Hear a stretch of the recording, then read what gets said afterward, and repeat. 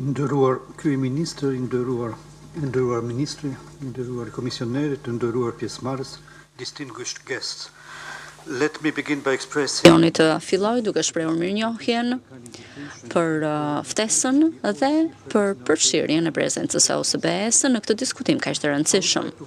Dëshiroj të theksoj arritjet kryesore të bëra në mbrojtjen e të dhënave, miratimin e ligjit të ri për mbrojtjen e të dhënave në dhjetor 2024-s, që shënon një hap përpara. Ky legjislacion tani është i harmonizuar plotësisht me rregulloren e mbrojtjes së të dhënave të BE-s dhe direktivat në zbatim të saj. Rezultati i bashkëpunimit disa vjeçar në udhëheqjen e institucioneve tuaja parashikohen në këtë ligj, i cili parashikon formën e përpunimit të të dhënave, ndërkohë që forcon edhe të drejtën e mbrojtjes të individit. Duke reflektuar për bashkëpunimin tonë, vërej një bashkëpunim të frytshëm midis pranisë së BE-s në Shqipëri dhe institucionit tuaj, sidomos mbështetjen në identifikimin dhe në adresimin e çështjeve për mbrojtjen e të dhënave. Iniciativat tona janë përqendruar tek rritja e ndërgjegjësimit dhe qasjeve praktike në mbrojtjen e të dhënave dhe në hetimet, siç janë lidhja kryesore midis të drejtave të njeriut dhe teknologjive digjitale. Ky aktivitet na tregon se si teknologjitë prekin privatësinë, llogaridhënien dhe praktikën e institucioneve. Këtë verë ne ndërmorëm dy iniciativa.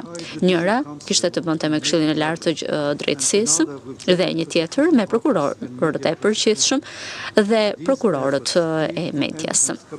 Këto dy aktivitete përmirësuan komunikimin me median dhe publikun. Kjo u realizua fal përmirësimit të aftësive të komunikimit nëpërmjet ushtrimeve praktike, të cilat shtuan vetbesimin tek komunikimi me median, tek përcjellja e efektshme e mesazheve dhe tek trajtimi siç duhet i informacionit konfidencial. Për më tepër, iniciativat gjithashtu ndihmojnë gjyqtarët dhe prokurorët të familiarizohen me ligjin për të drejtën e informimit dhe përgjegjësitë e tyre për të siguruar përputhshmëri.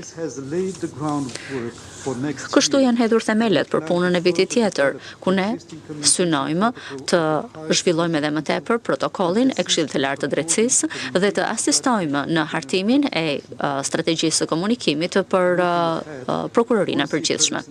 Prania e OSBE-s në Shqipëri mbetet e angazhuar për të vazhduar bashkëpunimin e ngushtë me institucionin tuaj, të përmirësojë qasjen e informacion që është thelbësore për besimin e publikut, për transparencën institucionale dhe për një mjedis demokratik.